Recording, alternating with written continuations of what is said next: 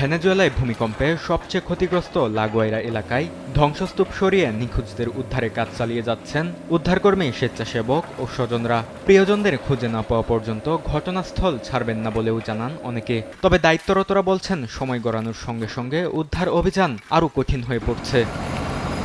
তীব্র গরম, ধ্বংসের স্তূপ, দূষণ আর চাপা পড়া মরদেহের দুর্গন্ধের মধ্যেই দিনরাত কাজ করছেন উদ্ধারকর্মীরা। তবে ভবন ধসে পড়ার ঝুঁকি এবং অস্বাস্থ্যকর পরিবেশের কারণে নতুন করে চ্যালেঞ্জের মুখে পড়ছে উদ্ধার অভিযান। এদিকে বিশ্ব স্বাস্থ্য সংস্থার আঞ্চলিক শাখা প্যান আমেরিকান হেলথ অর্গানাইজেশন সতর্ক করে বলছে, বিশুদ্ধ পানির সংকট, স্যানিটাইজেশন ব্যবস্থা ভেঙে পড়া এবং স্বাস্থ্যসেবায় বিঘ্নের কারণে ভূমিকম্পে বেঁচে যাওয়া হাজারো মানুষ বড় ধরনের স্বাস্থ্য ঝুঁকিতে রয়েছেন। বিশেষ করে শ্বাসতন্ত্র ও ডায়রিয়াজনিত রোগ ছড়িয়ে পড়ার শঙ্কা করা হচ্ছে।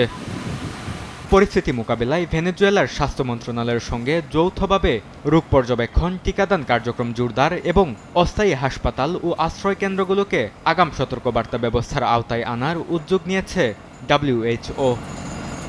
বরকতুল্লাহ, সময় সংবাদ।